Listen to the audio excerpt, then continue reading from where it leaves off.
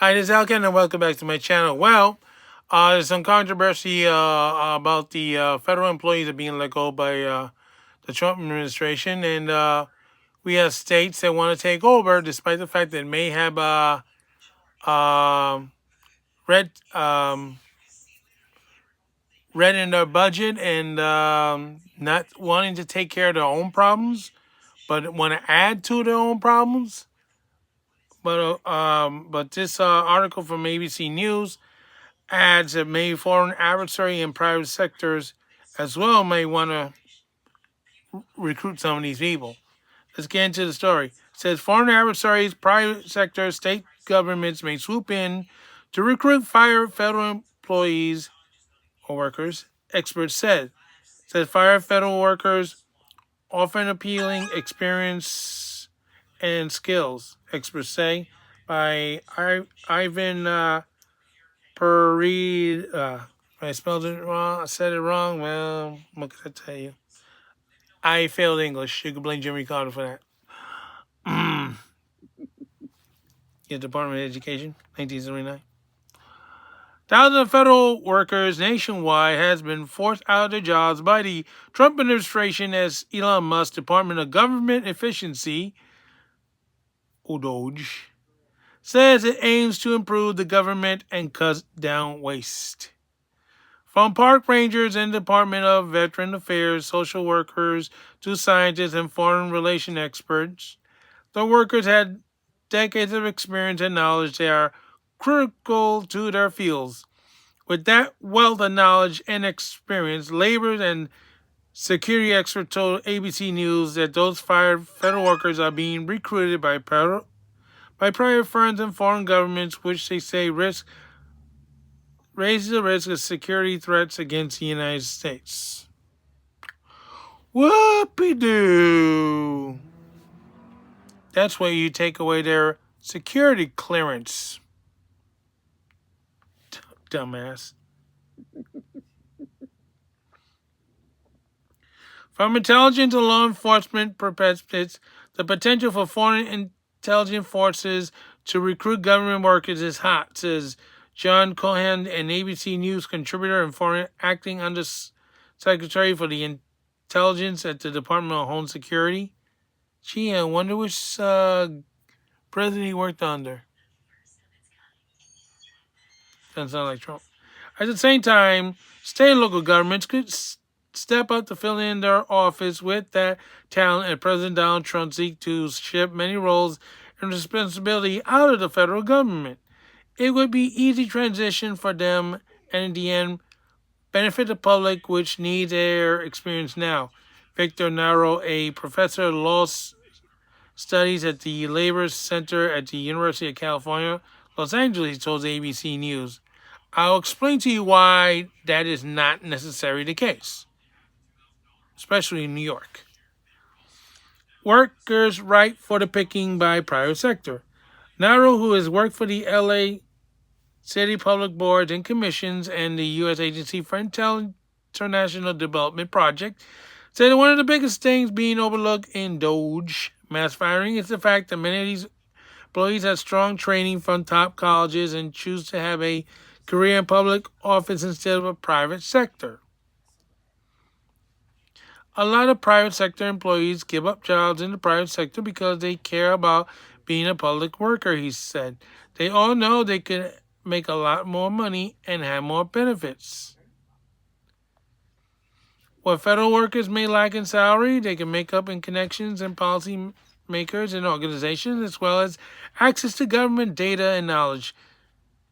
It is common for federal workers to leave the private sector to take that knowledge to private sector jobs, such as consulting firms that specialize in the environment, national security, and healthcare, Cohen said. The unprecedented mass firing of federal workers may lead to the creation of new private sector organizations made of those workers, Cohen said. It would be hard to think that those employees wouldn't be in demand, he said. In fact, billionaire Mark Cuban pitched an idea in a post on March 11 that those fireworkers band together and start their own consulting company. It's just a matter of time before DOGE needs you to fix the mess they inherited created. Hmm. They will have to hire your company as a contractor to fix it, but on your terms. I'm happy to invest and help, the Shark Tank host wrote. You fire these people and then you want to hire them back to fix the mess that you claimed that they started in the first place. Make that make sense. It don't. There have been no public update about Cuban proposal since the post on March 18. I wonder why. No, I'm not saying anything about Cuban because Cuban is not the problem here. Cohen said the Cuban proposal had some merit, but he warned that not everybody offering a helping hand will have all trustable intentions. That does not sound good. In fact, he warned offers could be very reused, designed by a foreign adversary. Cohen said that counterintelligence operations throughout history has targeted disgruntled federal employees who are left in despair and with no way to pay off their expenses and debts. A lot of these people are getting generous payouts for 8 months. Not all of them, but some of them. Each fire worker, from those at the Social Security Administration, who has knowledge about the U.S. benefit system, to nuclear engineers, could be perfect asset to intelligence agency in Russia, China, and other nations, Cohen said. Yeah, but that's why you strip them their security clearance. Bar them from federal buildings, which is being done now. Additionally, general knowledge about the inner workings of federal officers, personnel at the top officials, and other information could be appealing to the adversary, he said. It is not classified information that is valuable, he said.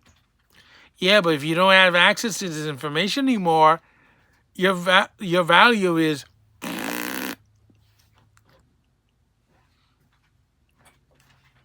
Cohen said that Trump and Musk's belittling of the federal workers as lazy, inefficient, and not useful for the government will help make it easier for foreign recruiters to make their case. When they're filing for retirement with some of these employees, they have to go to a mine to do the paperwork. And they didn't digitize it. Now, is that laziness? Sounds like it to me. I mean, it's basically you're operating a 2021 transit system with 18th, 19th century technology. It's standard recruitment tool. You find that sense of grievance, you fan the flames, and you get them to cooperate because they are angry at what they had done to them. It's also called treason, he says. Those same operations also found success through more shady tactics, Collins said. He noted there's been cases where federal employees had unknowingly worked for foreign government posting as a U.S. private company who had made closely working with legitimate companies already operating in the U.S., clouding evidence of foreign intervention. That's a different story than treason. It could be something as simple as offering someone to write a research paper and pay a lot for it, or give a speech at a conference, Cohen said. From there, it could lead to something long term. Oh boy. Massachusetts Governor Moha Healey, yes, I did that on purpose, told the reporter at a new conference this week that this is playing out in our state, saying that on Wednesday, what has happened to you has other governments from China and from the Middle East, from around the world, coming into the country, coming into campuses in Massachusetts, and basically saying, hey, the federal government's going to take away your funding and take away your research. Come to our country. We'll give you a lab. We'll set you up. We'll give you staff. And you can pioneer the new technology in our shores. That's not putting America first. Says a lady who wanna keep hiding illegal aliens in our state and keep screwing with the budget. And not to mention raising your fuel costs. Typically, the federal government promotes workers to do their due diligence and refrain from working with anyone else apparently to have foreign government ties, but Cohen said it is going to be difficult to self-police this on such a massive scale. The government had relied on someone's patriotism and a sense of ethics to willingly not support a foreign intelligence service, but very often a person may not know that they are being recruited, he said. When we say we had FBI agents working for undercover for foreign governments before and other agencies and stuff, and not just the FBI, some in the military and some others. But somebody from Social Security working for a foreign government, that's doubtful. I mean, does China have Social Security? The recruitment efforts, however, aren't limited to foreign entities and private companies. State and local governments are now seeking to fill their office with the displaced talents. Earlier this month, New York Governor Kathy Hochul announced that the Your Hire campaign, which encouraged fired federal workers to go to New York and apply for jobs in various state agencies. The state put ads in Union Station that redirect them to a website with state job offerings. We are looking for qualified, experienced candidates across a wide variety of fields. I need technologists, I need engineers, I need attorneys, I need healthcare, educators, public policy experts, and so many more, Hochul told reporters in a new conference on March 3rd. I'm in competition for top attorneys, the top engineers, and people working at the Department of Financial Search, he added. In places like New York City, there's a lot of high-paying jobs, so there are special people who are walking away from those jobs, those opportunities to come here, and I want to let them know that we're taking care of them. As of March 18, over 200 people have signed up for the website hosted by New York State Department of Labor, according to the government office. But what she doesn't say is they have a huge deficit problem. They are taxing people up to the gazoo, especially with congestion pricing. She just fired 2,000 correctional officers after a 3-week strike. She didn't mention that she's looking for correctional officers and they desperately need them, but that doesn't seem to bother her. She's also trying to close down prisons and force more inmates into fewer and fewer prisons, leading to more incidents. And because of the whole act, a lot of correctional officers can't punish some of these people. You know, this is not a win-win situation. It's a lose-lose situation. Oh, and by the way, this article didn't mention was if you're a federal employee and you do get a job with New York State, we're also going to help you recuperate some of the losses from your pension from the federal government with our tax money in the state of New York. Meanwhile, they don't want to fix the pension systems of the employees in the state of New York that are currently there, especially transit workers. I mean, we had the worst pension of all, but yet she wants to enhance their pension without any negotiations to benefit the public, which to me is ridiculous.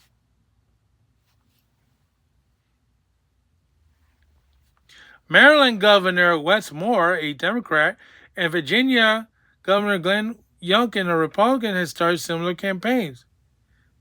But the difference is between Youngkin and Kathy Hochul,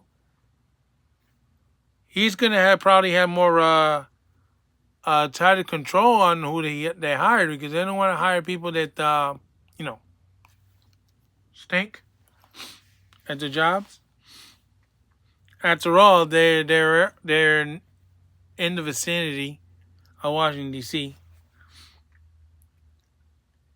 Narrow said it's not surprising that local governments would take the opportunity to fill in their offices, given that many are now bracing for extra responsibility following the Doge cuts. At the same time, there's no guarantee that those local workers can take all these, or governments can take all these workers, he said. A lot depends on the state. You have a better chance of getting a public job in New York versus Iowa because of the number of offices, departments, and ultimately the budget. Narrow said, yeah, we have a budget problem in New York State. She's closing down prisons. And you want to hire more people. Not for corrections, for utter nonsense. That's what I believe is what it is. They just want to show up Trump and say,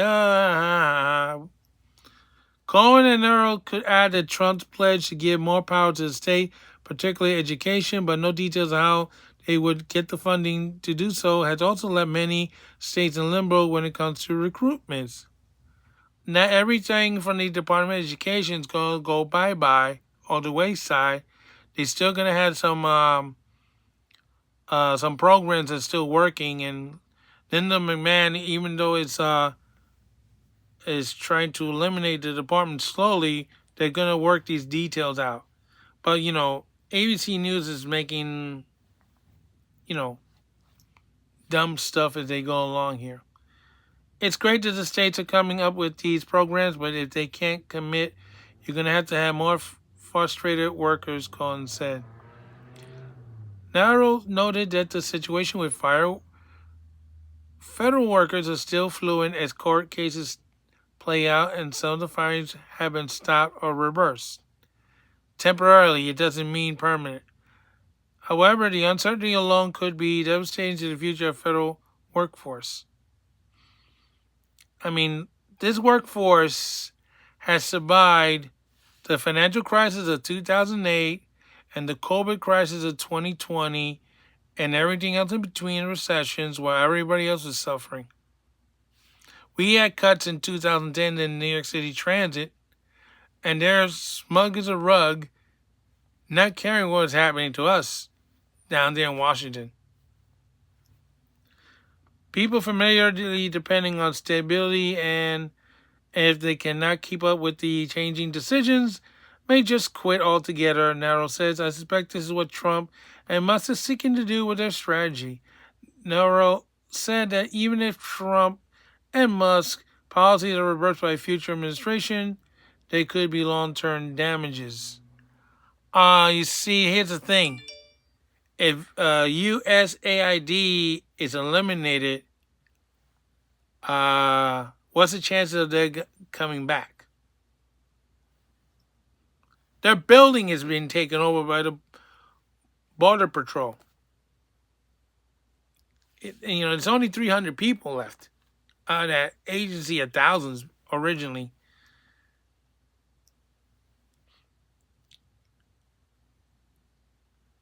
In the end of the day, public loses out on the most. Not necessarily. He said it's going to be harder for anyone to consider giving up a prior job and dedicated talents to serve the public if this is how they will be treated. Well, let me put another thing here. Ever since these cuts that took place, real estate in Washington, D.C. has gone down in value.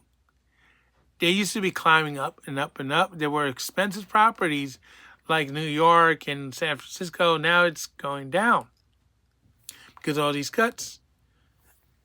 And some of these expenditures are waste. There's some fraud involved and mostly mismanagement. I mean, meanwhile, you also had the employees were working from home, which is bad enough. But here's the kicker. While all these federal employees are working from home, you had the Washington Metro losing money like New York City Transit. But unlike New York City Transit, they weren't losing money because of the fare beating. Oh no. They were losing money because the workers were not coming into work. And then they're not coming into work, they're not using mass transit. And if they're not using mass transit, Washington Metro is up a creek without a paddle. So what difference does it make if they're there or not? If you're not using the metro system, they're going to have a financial problem. At least now, with all these cuts, some of that money could go to the Washington Metro because they needed it. You know, they got to replace a lot of the old cars if they're still running, the originals, the ones that had an accident where one train smacked into the other, but instead of just smacking and a little bit of damage, one on top of the other, killing 9 people. And they gotta replace the signal system because only one line has replaced this whole signal system. I think the red line. Meanwhile, the other lines are still operating manually. Even though they don't have a conductor on board the train, it just shows you that one-person train operation isn't what it's all cracked up to be, because unfortunately, even though they didn't have a conductor and they were saving money, the savings wasn't enough to keep Washington Metro from going into the red in their budget. And by not having the employees in the first place, not coming into work, all these years during the Biden administration, it drained the finances of the Washington Metro. So this just shows you what a load of crap this article is. And that's why when I'm worried about is when these people, they're going to try to hire them in New York State, we already have a financial problem, and it's because people are leaving the state because they can't deal with the crime and the taxes, and now you want to bring these people in, and then you want to improve their pensions, and they had done nothing to do so. But the people that have been here, you don't want to fix their pension problems. No. You don't want to fix any of the problems. You don't want to give us a heart bill or a lung bill for trans employees. We want opt-out is removed from the trans system. Are you going to do that? Probably not. I think you enjoy forcing people on a G train to ride a 4-car train when you have so many passengers that a 6-car train is required. But because the superintendent wants to make bonus money every weekend, he's screwing these people over. And you're letting them continue to do so. If they got rid of Opto tomorrow, you better believe that G train will be a 6-car train.